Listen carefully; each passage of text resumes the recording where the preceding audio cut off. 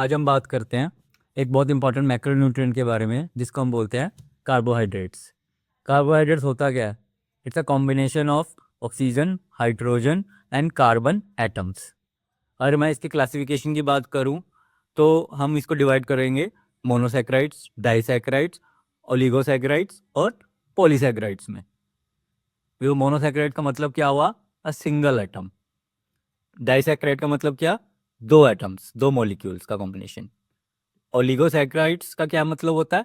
3 से लेके 10 एटम्स का। और पॉलीसैकेराइड्स का सिंपल मीनिंग्स क्या है?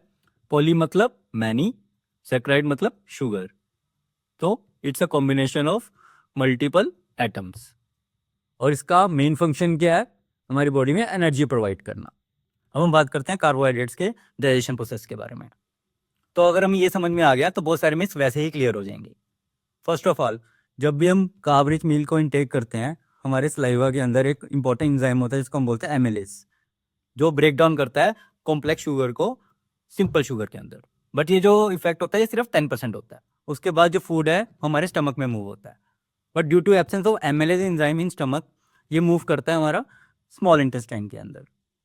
तो स्मॉल इंटेस्टाइन में पेंक्रियाटिक एमिलेज काम करता है और फर्दर जो भी हमारा कॉम्प्लेक्स शुगर है वो ब्रेक डाउन होता है सिंपल शुगर के अंदर। तो उसके बाद with the help of absorption process जो भी हमारा ग्लूकोज है वो मूव होएगा हमारे ब्लड में और हमारे सेल्स में।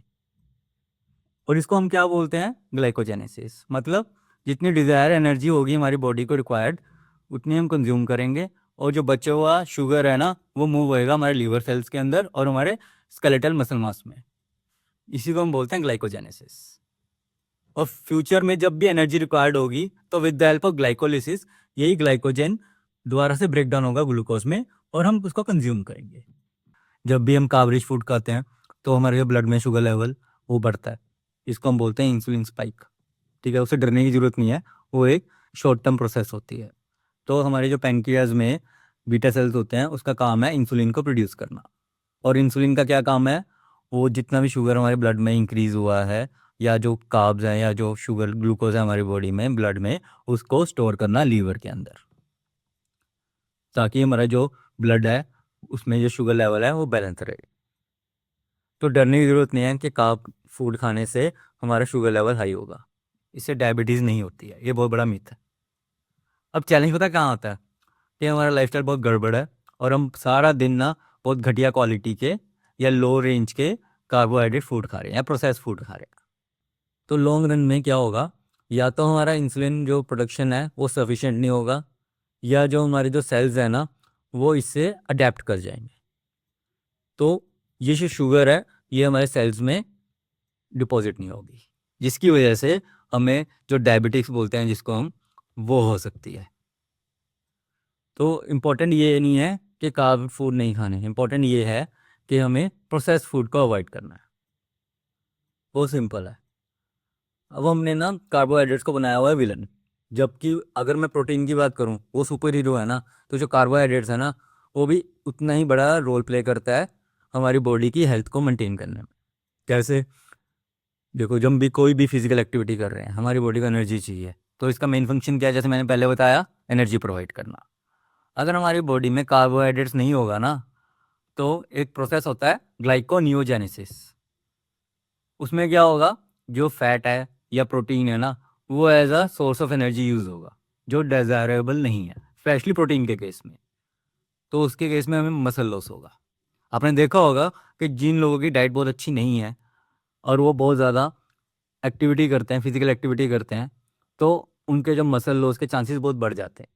क्यों? क्योंकि हमारे जो मसल्स हैं वो as a energy source use हो रहे हैं। तो अगर प्रोटीन का एडुकेट होना बहुत इंपॉर्टेंट है तो कार्बोहाइड्रेट्स का भी एडुकेट होना उतना ही इंपॉर्टेंट है। प्लस कार्बोहाइड्रेट्स हेल्प करते हैं प्रोटीन की बेटर ऑब्जॉर्प्शन के लिए। प्लस मैंने आपको ये भी समझाया था ड्यूरिंग क्लासिफिकेशन, जो ओलिगोसैकेराइड्स हैं वो एक इंपॉर्टेंट रोल प्ले करते हैं एज अ प्रोबायोटिक। प्लस जो पॉलीसैकेराइड्स हैं वो यूज होंगे एज अ फाइबर सोर्स। तो हमें ये भी पता है कि जो फाइबर है और जो प्रोबायोटिक है वो हमारे डाइजेशन के लिए और हमारे गट हेल्थ के लिए कितना इंपॉर्टेंट है। तो कार्बोहाइड्रेट्स का सिंपल रोल सिर्फ एनर्जी प्रोवाइड करना नहीं है, हमारी गट हेल्थ, हमारे डाइजेशन प्रोसेस को इम्प्रूव करना भी है। तो carbohydrates is very important for us. तो ये होना कितना चाहिए हमारे मील में? देखो ऑन एवरेज ना 27% टू 45% हम ले सकते हैं। ऑब्वियसली ये डिपेंड भी करता है कि आपका इंडिविजुअल गोल क्या है और करंट आपकी स्टेज क्या है। नेक्स्ट वीडियो में हम बात करेंगे कुछ मिथ्स हैं कार्बोहाइड्रेट्स को लेके सोशल मीडिया में, या हम कुछ आपस में भी डिस्कस करते हैं। लाइक जो कार्ब फूड है हमें वो खाना ही नहीं चाहिए, हमारे हेल्थ के लिए डिज़ायरेबल नहीं है।